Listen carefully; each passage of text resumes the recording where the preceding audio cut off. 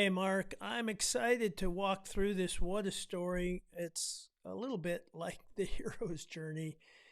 You came in, you've gone through, gosh, I can't believe it's 11 years, and that has changed you dramatically. And I'd like to walk through first a little bit of the structure of what I've put together here, and then go through all the different elements. So starting out, what I've done is I've taken your two columns of 2011 and 2022. I've just put colors to them so you know which zones they're in. In the Genius Spark, we've got four zones. The green zone is the thinking zone. The orange zone is the acting zone. The red zone, which is different color from before, is the motivating zone. And then the blue zone is the relating zone. We've added a little bit of insight into those zones in the new system.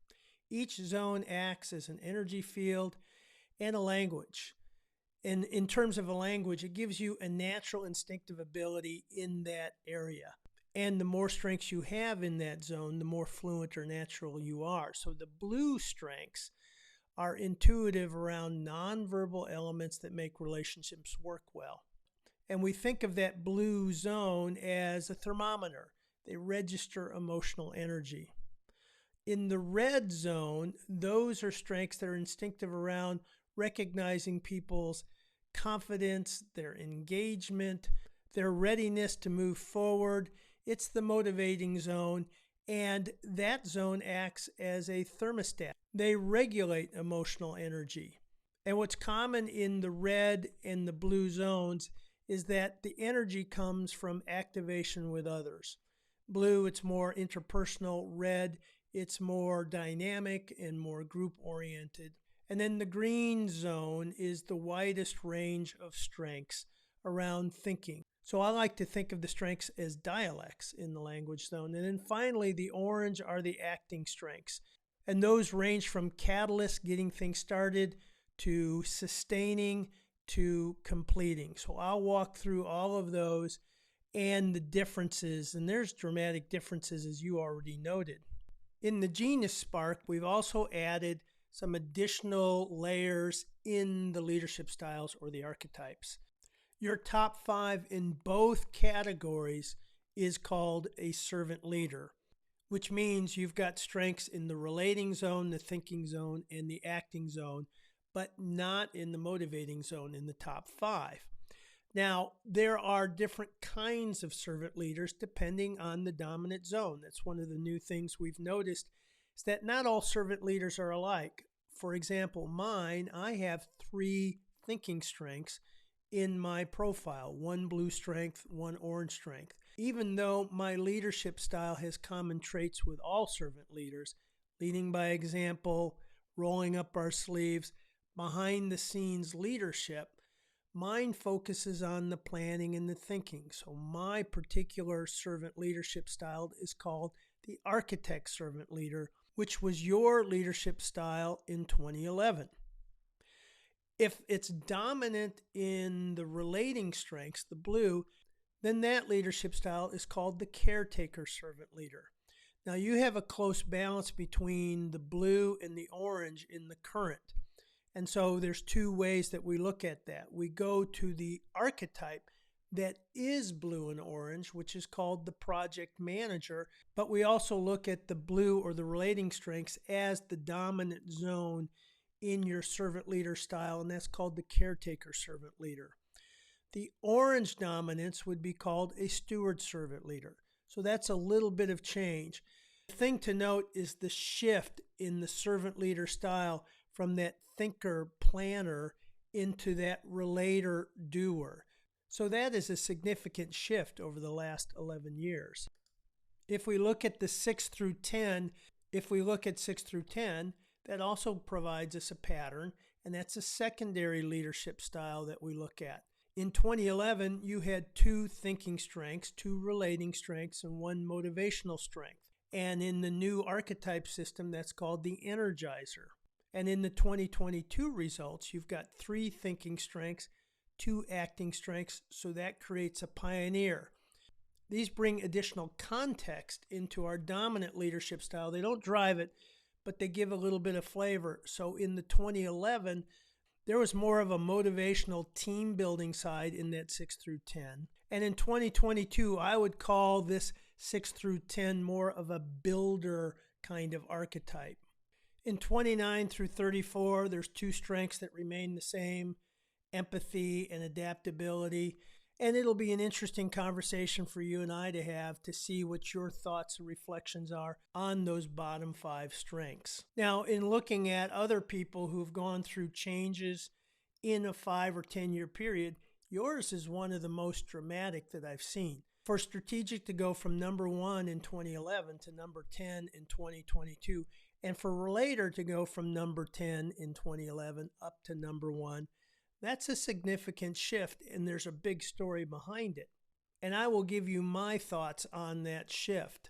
Another significant change that I noticed is from Restorative Activator, that's that turnaround urgency combination, to a more measured achiever focus, a more resilient and result-oriented combination.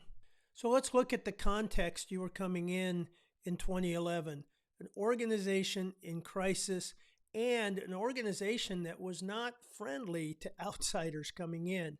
I know they put me through some tests coming in, so I can only imagine the kind of test that they put you through because of the really tight tribal community nature or the culture that it had. Your leadership style was essentially a trailblazer, a pioneer who was good at picking the right talent and putting them in the right seat. Again, that restorative with strategic and activator is a combination ideal for turnarounds.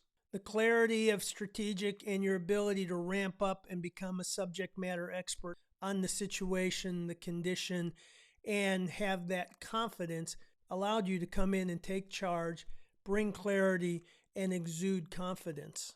The primary energy was coming up with a plan and activating it quickly. The activator strategic combination tends to launch in many directions. It's a learn by doing combination, and it doesn't mind trying something and pivoting to something else. That strategic activator combination is quick to decide and quick to act.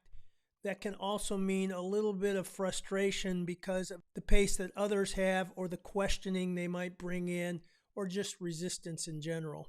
Now, Relator in the 2022 is a perfect gauge of character, whether someone fits the values and the culture, will play well with others.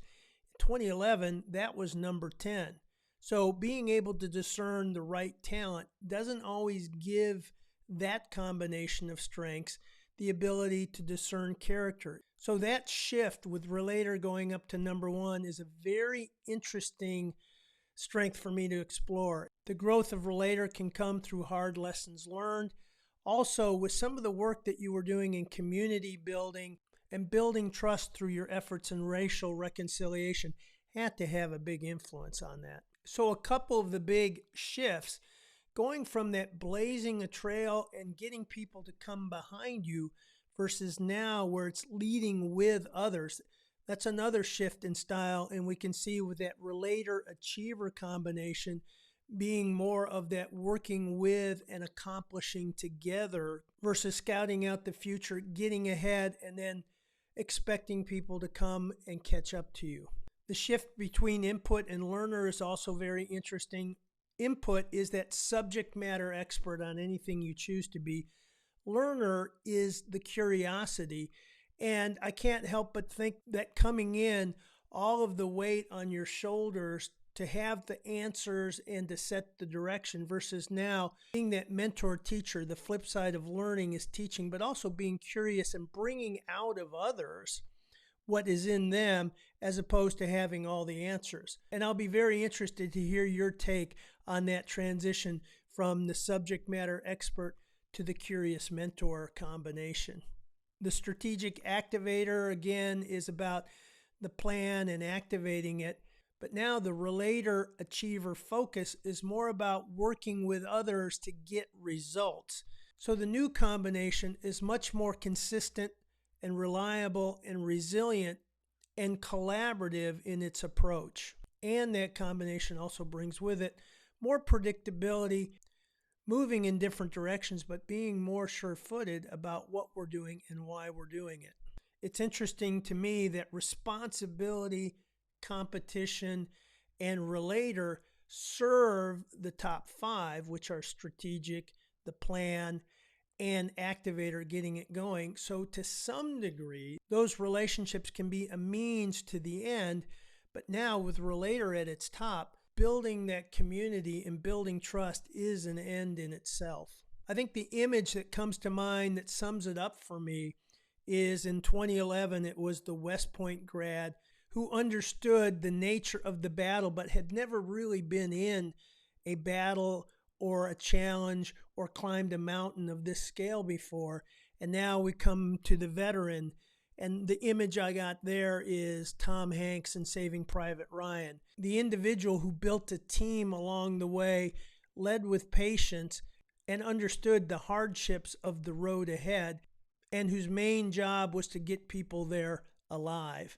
And so again, this is a dramatic change. It's not only the journey of an organization, but it's the journey of a leader who's coming into a new season of leadership. So walking through this was fascinating for me because I know some of the backstory.